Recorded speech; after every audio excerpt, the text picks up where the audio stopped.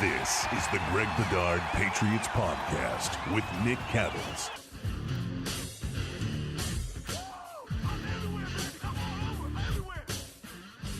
Yeah, so this is the big one on Sunday night. Tom Brady comes back to Foxboro. Before we get into all of that, I remind you the Greg Bedard Patriots Podcast with Nick Cattles is brought to you by our friends, Legends, another friend of ours, a premium athletic apparel built for the modern athlete, owned by some of your favorite athletes, including Willie McGinnis. Before we get into the game, Greg, just 2 or 3 headlines that have happened over the past few days since the last time we spoke. The Seth Wickersham book has, the excerpts have come out. Some of the media has already received this book. Including me. There you go, including you. Your thoughts on not necessarily blow by blow some of these excerpts, but more the way that Belichick and Brady have handled this week as a whole. First, the first thing I wanted to say was, look, Seth is a friend of mine. I think he is an excellent reporter. I know that there's going to be a lot of people trying to tear him down and disputing this and that and all that. And I understand. And do in these types of books where the people involved aren't talking. I mean, you're never going to get an account from Brady and Belichick and Kraft like on the record about everything. It's all you're trying to do your best and you're trying to piece it together, and you have to go with sources that you know and multiple sources and things like that. I have full faith in Seth as a reporter. I really won't entertain people trying to tear him down or attack his character. I think that people need to understand, if they look back, look at the big picture and look back at his seminal story about how this might be fracturing. It was all true. It was all true in the end. And so just keep that in mind. And by the way, I've been reading the book and I haven't read a ton of it. I wouldn't say there are any, huge revelations in it. I certainly, in the parts that I have seen, in general, I think that I haven't seen anything that would anger Camp Brady on this. Again, I haven't read the whole thing. I think that Belichick comes out pretty well in this. I think Kraft does not come out well in this book. So just to give you a little teaser on the book, I thought, look, I was at the press conference on Wednesday. People probably heard me ask Bill a couple tough questions, a couple follow-ups, because he said that it wasn't true. The Brady Belichick phone call part, I asked him what part wasn't true. He declined to answer, and that's his prerogative. I mean, I have to ask the question. We're all good. Trust me. There was, let's just say there was a back and forth. Not a back and forth. There was a discussion afterwards that made it clear that we're all good, and he understands that I have a job to do. And I also asked him, I thought I asked him the question that needed to be asked. I didn't expect him to answer it, but I asked him, look, Belichick talked very glowingly about Brady during the press conference on Friday. He talked about how he wouldn't be surprised if he played till 50, and about how great he's playing, and about how, he's Karen Garrigan asked, is he tough to defend? And he's like, he's the toughest ever to defend. And I said, Patriots fans are going to hear you talk about Tom this way. And especially come Sunday night, they're going to wonder, why the hell is he on the other sideline? Now, look, he declined to answer the question. That's his prerogative. But again, I had to ask the question. I don't know what Brady has said this week. I did listen to the Jim Gray interview, the podcast. I thought Brady handled that well, like he always does. I thought his sort of wrist slapping of his father with his humorous statement was really good. It was a nice touch. Yeah. A little too late to put the hay back into the barn. But I do think that Tom Sr. reflects the true feelings of the Brady camp. I also think that Tom Sr. is probably a little bit more of a level up than his son in terms of, he's a dad protecting his son, and, somebody rejected his son. He didn't like it. He likes how his son is rubbing it in his face.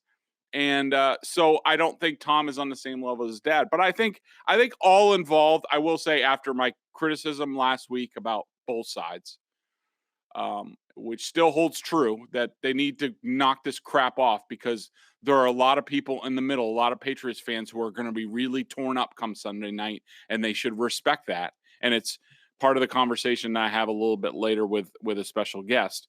I think that they've handled this week well so far. I would agree with you. One thing to be on the lookout for is a Jeff Darlington interview with Brady. I think that's going to be on Sunday on ESPN. So we'll see how that comes out. But I'm not surprised. I did not expect any dirt to be flown at each other this week. They're going to handle it professionally. They know what to do. Two on-the-field things quickly. James White officially done for the year. Do you think the Patriots look to acquire a running back, Greg? I do not. I think they may down the line. I think they'll take. I think Stevenson, gets off ice, and I think they go back to, all right, well, this is the way we plan things. Let's go back to it. He's been in the doghouse long enough. I think he gets back into the mix. I think J.J. Taylor, and also look, we heard Ivan Fears say that Stevenson might do some of James White's duties. That'll be interesting to see. I would rather see J.J. Taylor get a chance. I thought his 17-yard run, they got called back on 2 holding penalties, was really nice. And I think it's just a taste of what he can do. And I think he's even better in the pass game than people really understand, at least from what we've seen in practice. So I don't think they're going to do a move right now, maybe down the line. So one guy now off the field for the rest of the year with James White. One guy back on the field yesterday was N'Keal Harry. Greg, if he gets healthy, can he help this team? I think so, Nick. I didn't see anything that sort of changed where we were towards the end of training camp and the 53-man roster, which is, my stance from watching him all summer is N'Keal Harry is a good football player, and I think he can play good football for the Patriots, and they just need to figure out the right way to use him. And I think that, look, do I think he's going to be active this week? Probably not. I mean, he's been ramping up, but he hasn't practiced with the team. And I was kind of watching him yesterday at practice, and this is just warm-ups, and it's just sort of like a different speed. I don't think he's 100% yet. Right. So I think it's going to be a week or two for him. But I think he can help the team.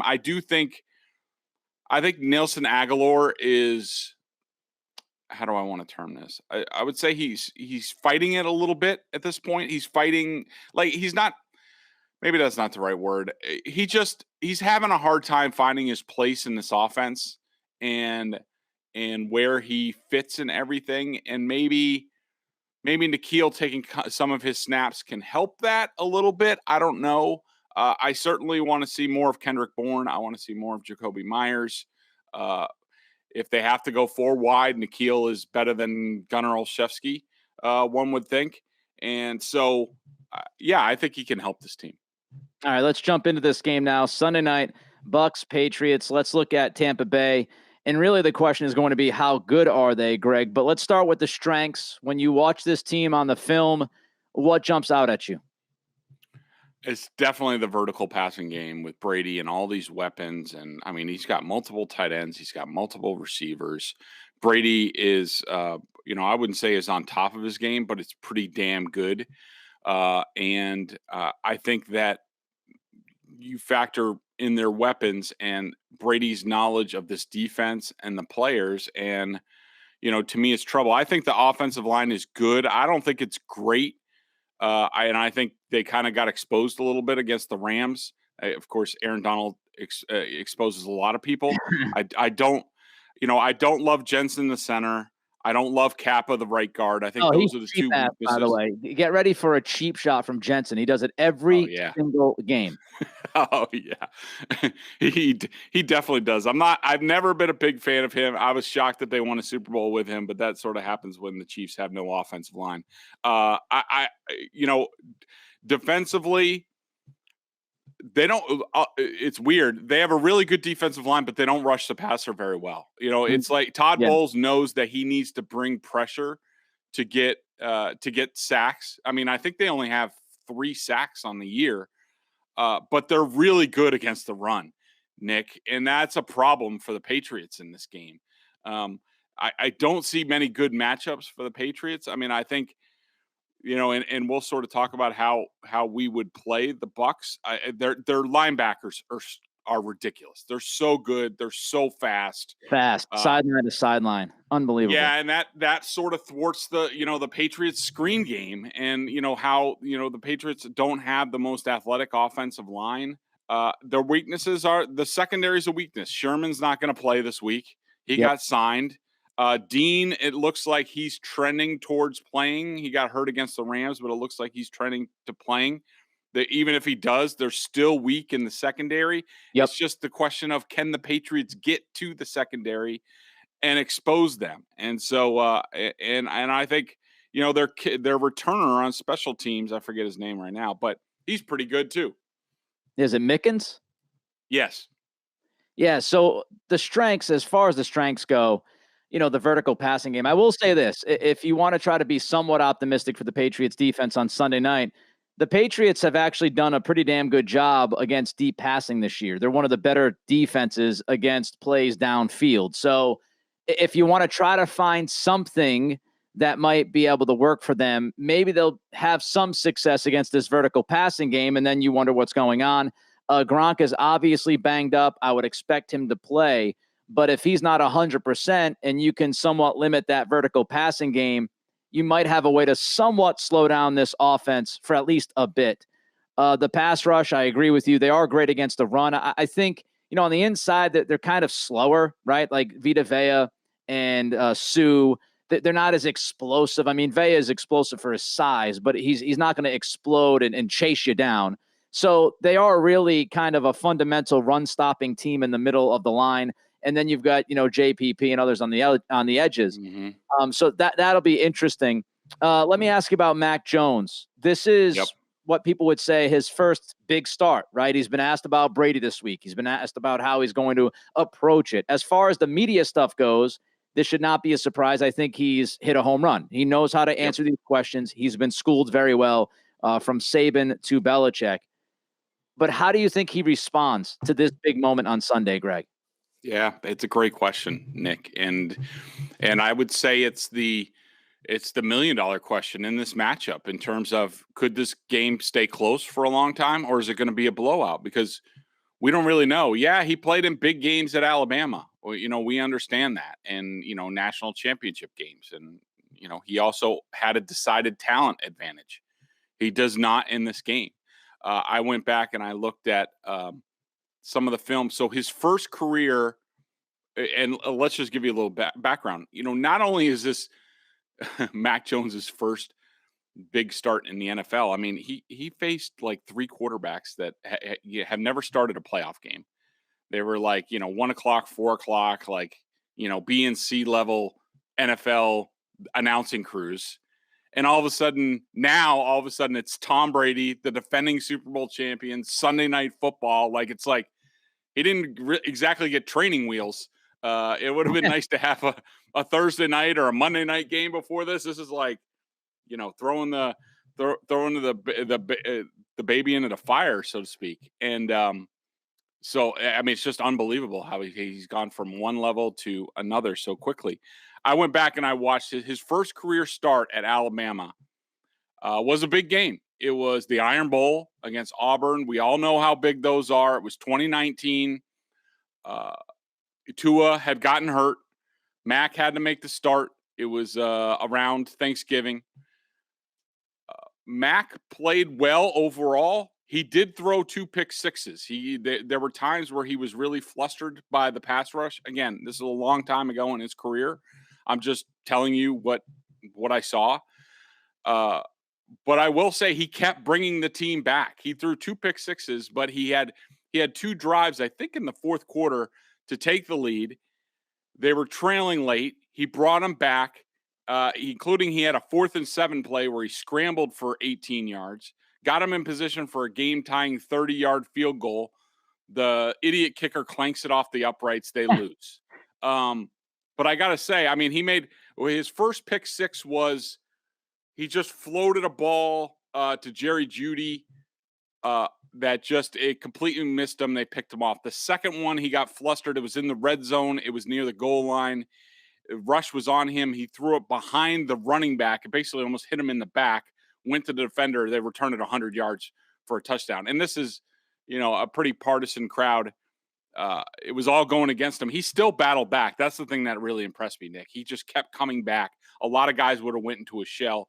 That's a good indicator for me for Sunday night. But look, they're going to have to play really, really well on Sunday night to compete. Yeah, I'm confident that he'll be okay. He's used to the pomp and circumstance.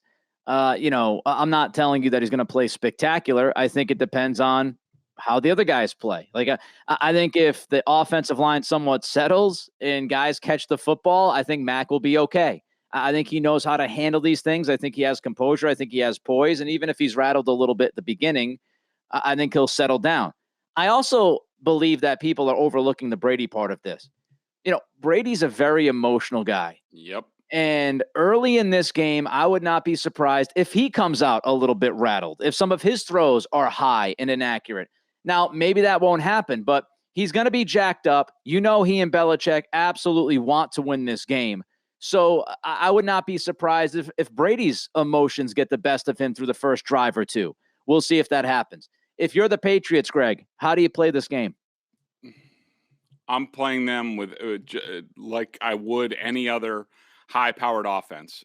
Say like the Chiefs. I am get the F back on defense. I'm not giving up any big plays in this game. Tom's going to want to show out. All those guys, Antonio Brown, Godwin, Mike Evans, they all want to make big plays. I'm not letting them make any big plays. I'm just not. I don't care, how I have to do it, but it's just I'm getting everybody back. I don't care if I had to play. I would probably Tom. I'm trying to throw Tom a few curveballs, and so I would probably come out, and he's expecting a lot of man-to-man. I would probably play a lot of cover 3, a lot of quarters coverage. You don't want to get into a man-to-man game with your linebackers, and so I think a lot of zone. I think I'm playing. I'm inviting them to run the ball, so I'm going with a very light front. I'm probably going with 3 linemen, 2 linebackers, and how many is that? So I'm going dime in the secondary. I'm going with 6 defensive backs. I'll play small. They want to run the ball all game. I'm letting them run the ball all game, and hopefully we can make a few plays and cause a few fumbles. That's the way I'm playing the Bucs offense for the Patriots offense. All things being equal, Nick, I would say shotgun, spread them out, short throws. I don't know if I'm ready to do that, but maybe. I mean, I think that's what you got to do against this defense. Yeah, I know that it's putting a lot on Mac, but you're not going to be able to run the football. I think you've got to go almost, treat this as a shootout offensively and say, hey, we're going to spread them out, shotgun, no huddle at times, try to get those big guys up front a little bit tired, Vita Vea and Sue. We know if Sue starts to get a little bit gassed, he will check out from time to time. I think you've got to kind of speed up this game for this defense. And listen, there's risk reward, right? Like that's the only way I think you have a chance to kind of stay with this team. You're not going to run 4, 5, 6 yards at a clip. And, of course, that means Mac Jones might be a little vulnerable, and he might make a couple of mistakes. But that's what I think you've got to do. You've got to go into this game thinking shotgun, quick passing, no huddle at times, run 2-minute drills every once in a while to try to get these guys gassed out up front and attack the secondary. You mentioned it. I mean, Davis has been banged up from time to time. Dean is banged up with a knee. Murphy Bunting is out with the injury from week 1. So, Whitehead has been banged up as well at safety. Their secondary's feeling it, which is why they went out and got Sherman this week. Attack the weakness and hope that Mac doesn't lose his ass. Yeah, I think you're right. I think you got to trust Mac to just even if it's shotgun empty or 5 wide or with a running back, whatever, it doesn't mean you have to throw deep. You just, your passing game can be your running game and just dink and dunk all over the place, play ball control with the pass game. And I think Mac can do that against this secondary. And so I'm not overly worried about him getting exposed or anything. Greg had a chance to sit down with Aaron Nagler, have a conversation about, how it feels to watch the quarterback of your youth play against your team, because of course that's going to be happening to a lot of Patriots fans this Sunday night. Here it is, Greg Bedard with Aaron Nagler.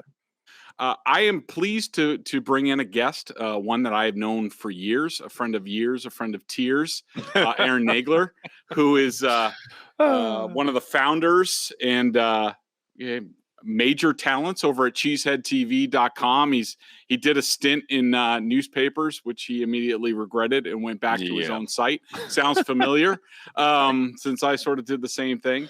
But Aaron, welcome. Thanks for joining us. Absolutely. Thanks for having me. It's great to see you again. It's been a while. I know, the pandemic happens and we don't see our friends, especially combine time, as it were, is when we usually would see each other face to face, but it's good to see you again. Yeah. So the reason I brought you on, Aaron, is, look, I've been telling people, I said, I've gone through this before, Favre coming back into Lambeau.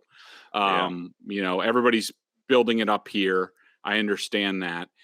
And basically, I just wanted you to give your perspective on watching the quarterback of your youth, who basically brought the franchise out of its depths to new heights, a new stadium, with shopping and all that. It's very similar. Now it's a little bit different because Favre, if he came in as a Jet, it would be different. He decided out of revenge against the Packers to orchestrate going to the Vikings, the hated rival of the don't get me Packers. started. Yeah, but exactly. Just in general, that first game, Favre coming back into Lambeau Field on the opposite sideline. I want you to sort of explain to people what it was like for you and what they might be able to expect on Sunday night.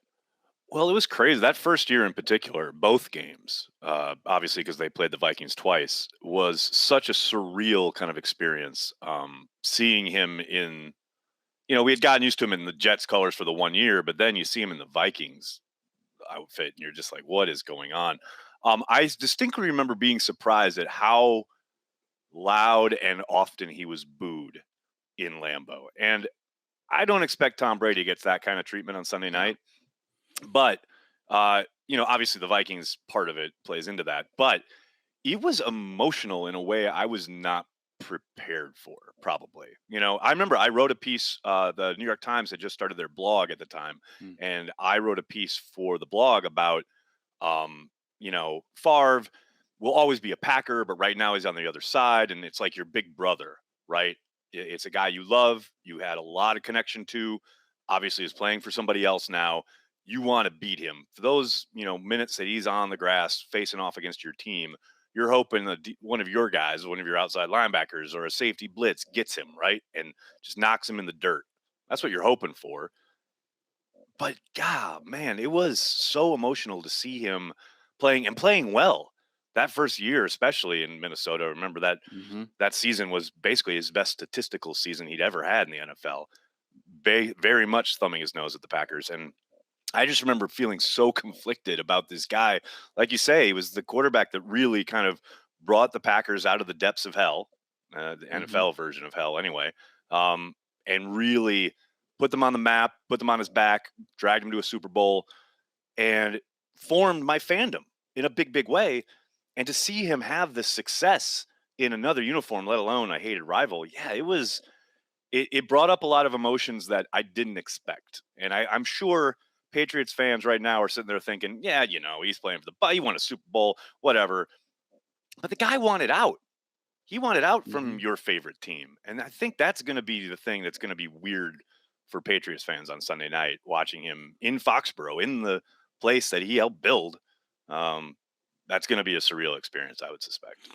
Yeah, I distinctly remember, Aaron, Favre's final season was my first season on the beat. I was there, I went and I traveled. I saw his first game with the Jets at the Dolphins. Yep. And I remember him coming back and so I covered his next 2 years. So my final game on the Packers beat was Favre's final game at Lambeau Field. And then I was at Gillette Stadium the next week to watch Favre get hurt, basically end his career. Oh, I'll never forget it. And he's getting carted off of the neck, and the fans are jeering him. That was a rough ending for a glorious career. It was, but the thing that I distinctly remember, and I remember, and I almost felt it today. So I was at the stadium today for press conferences and things like that, and to get boogers lobbed at me by Belichick asking him questions, which he deflected, which is always fun. Well, you got the book out, don't you? That you got to talk about. I mean, you guys getting all the closet, all the ghosts are coming out of the closet.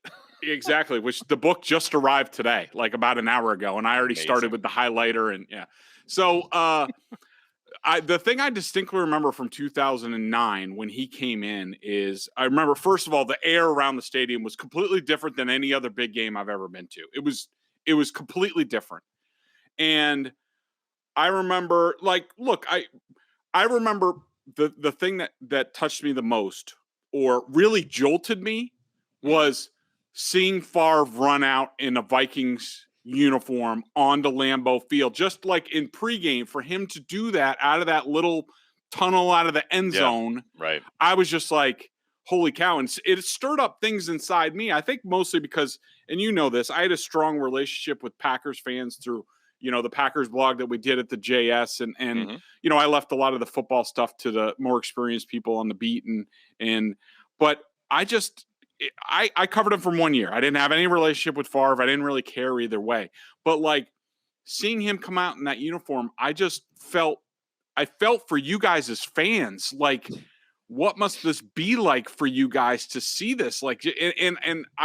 Today walking around the stadium at Gillette, I started to feel a little bit of the big game atmosphere, the same sort of things. It's starting to stir up the same sort of things with me. And I think fans who are going to be there on Sunday night, I don't think, and I said this on radio yesterday, I don't think they're prepared for how emotional it's going to be. But I mean, it was sort of for the pregame, maybe the first series, seeing him throw a couple times, then the rest of the game, he's another player.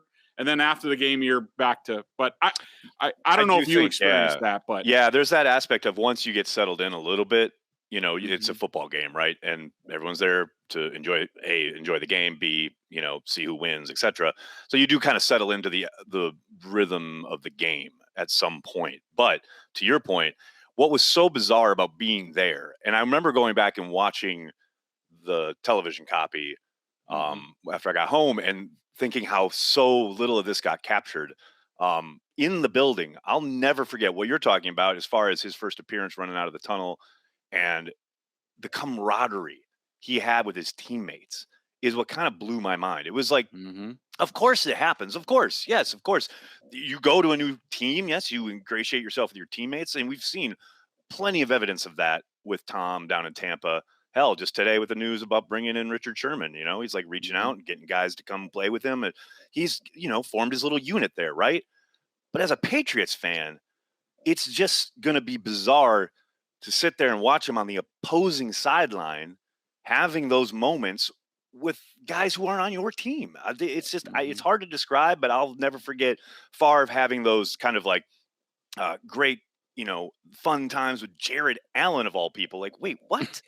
It is just, it was so surreal, and it was so kind of such a mind bender of a moment. And there were so many of them, just slapping guys on the ass or giving a guy a high five or running down and celebrating a touchdown in Lambeau against the Packers. It was just absolutely kind of an outer body experience in that regard.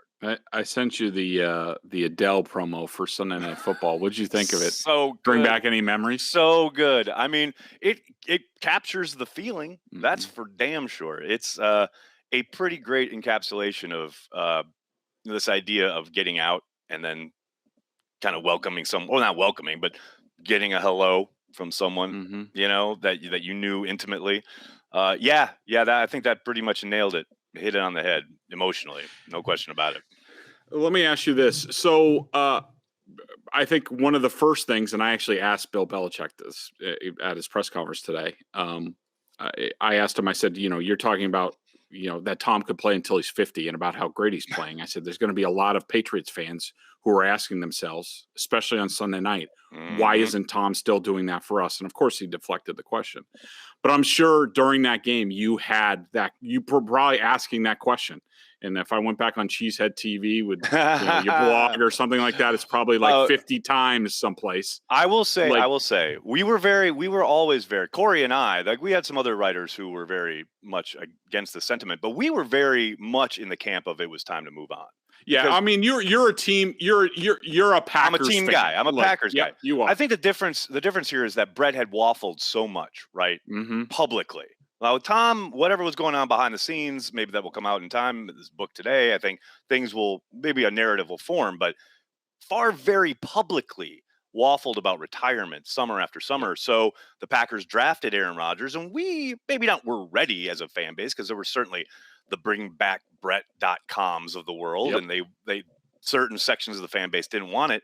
But we at Cheesehead TV, we were like, okay, they prepared. They got the new guy for this very reason.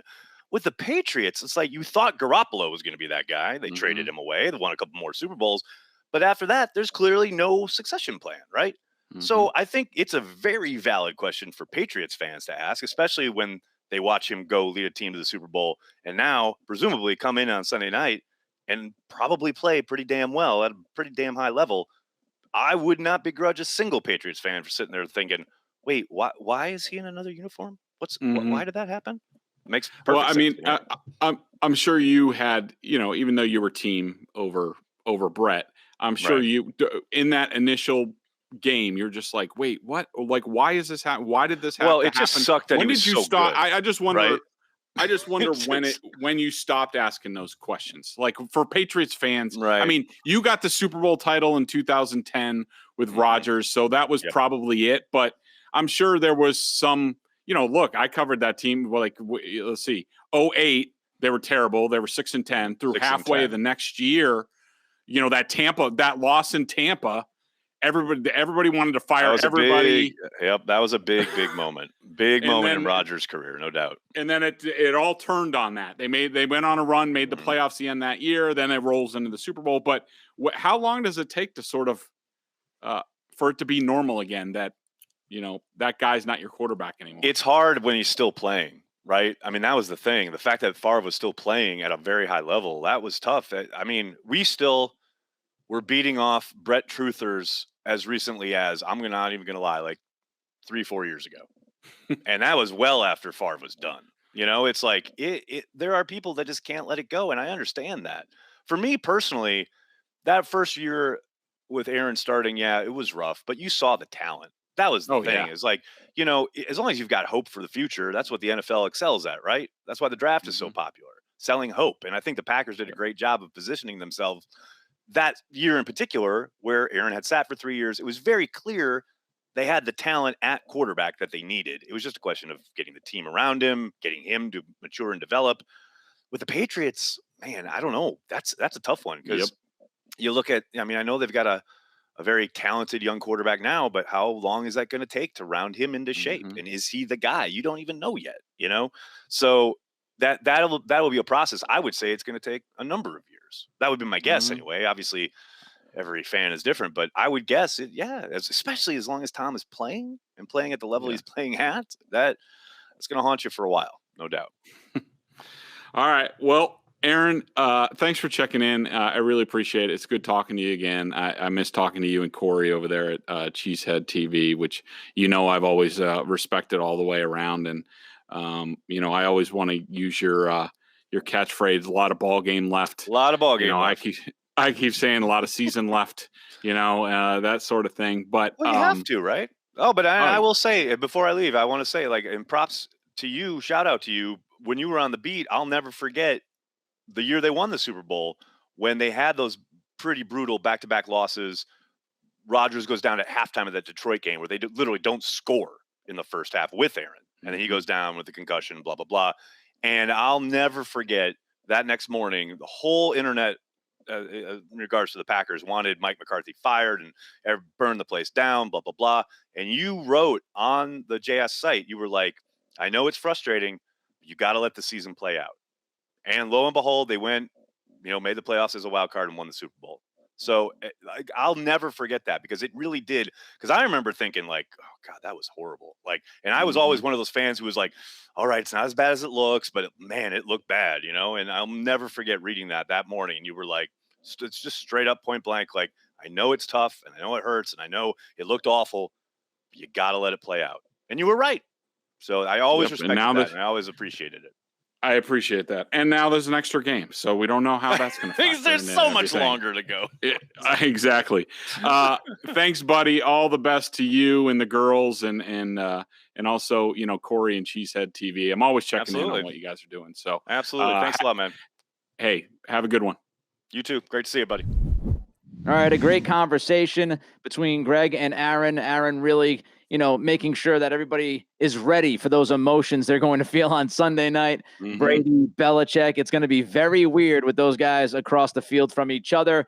You know, I would bet that Belichick would have loved Willie McGinnis to help him out defensively against Tom Brady and this Bucs offense. Of course, Willie's doing other things. He's on the NFL Network doing a great job with those guys.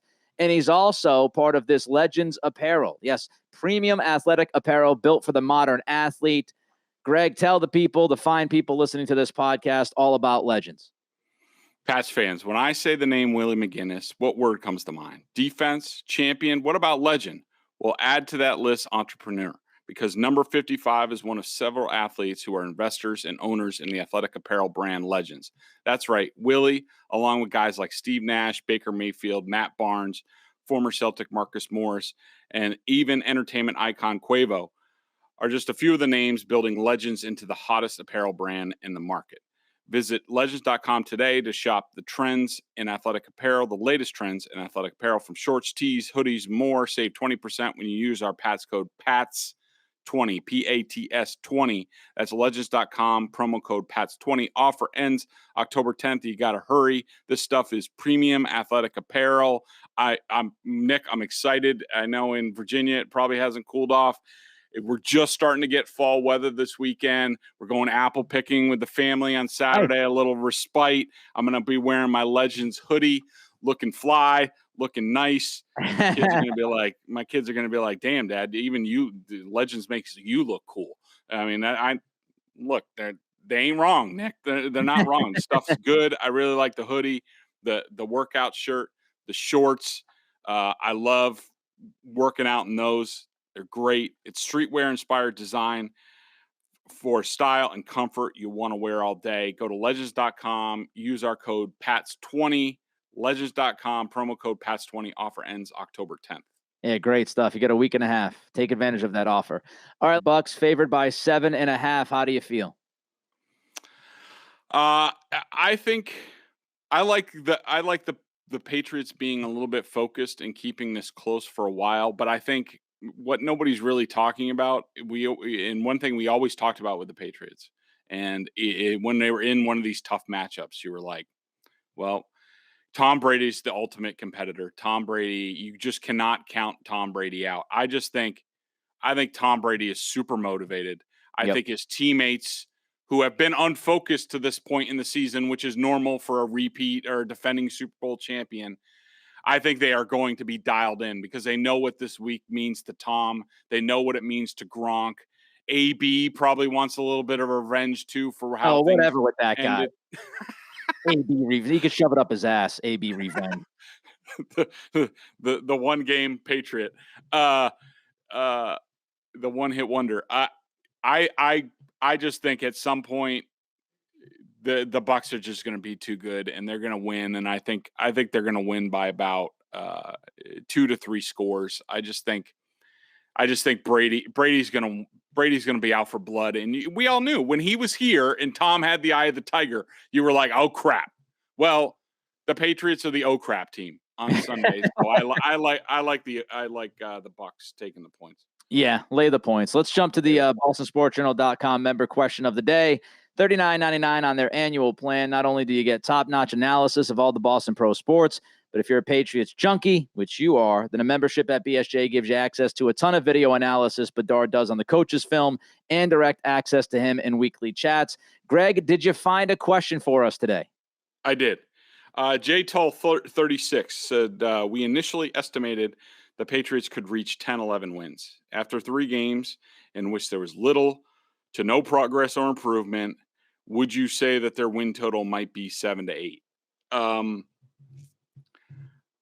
not ready to go there. I do think that the door is now opened a little bit more for them to possibly end the season with a losing record. I did not think that was possible. I picked 11-6. I'm not really ready to come off that yet. I never am. I let the season play out. It's very early. We knew, Nick, we talked about it. And I tried to tell people, look, it takes time for these things to come together when you make a bunch of changes in the offseason. It takes time for the players to learn each other, for the coaches to learn the players to learn the coaches, let alone the new quarterback. It's going to take time. They were going to be better in the second half of the season. I am not ready to come off my prediction of 11-6. It's going to be hard. It's probably going to be 10-3 the rest of the way to be that. I don't think it's out of the realm of possibility. I still think this team is really good. I don't think they've come close to their ceiling. Not even close. And so, do I think they're more in the 10-9 win range now? Probably. I would say that's the higher percentage, but I'm not ready to back down yet. Yeah, you and I have a very similar approach to these kinds of things, and that's why we do this podcast together.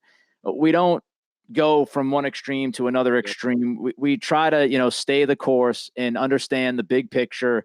And I'm pretty much with you on everything you said. I think it's too early to sit there and say, oh, this team's going to be a 6 or 7 win team. It's just too early. I know it's been a bad start. Nobody can debate that. Last weekend's game was awful. I thought they were okay against the Jets, and I still think that Miami game in week 1 was just weird. So I think they've played, a couple of bad games here, and I think Sunday night's going to be tough. There's no doubt about that. Lay the points. I'm with you on that as well. But I do think that this team has a lot of room to grow, and I think you're dealing with a rookie quarterback.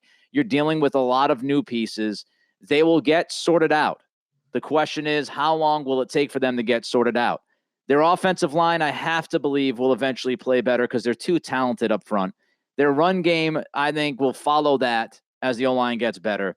And let's not forget, if, and I think he will soon, when he's able to, but if Gilmore gets out there, that makes this defense much better. So I think we've got some time. I wouldn't be surprised now at 9 or 10 wins versus 11 like you, Greg. But I think it's too early to say, this is gunning for a 7-10 season. I'm just not there yet. The Greg Bedard Podcast with Nick Cattles is brought to you by Legends. Check them out at legends.com. Sunday night, Brady versus Belichick. Everybody's had this one circled since the schedule came out. We'll have our reaction to it early next week. Everybody have a good weekend. Be safe. Be good. We'll talk to you then.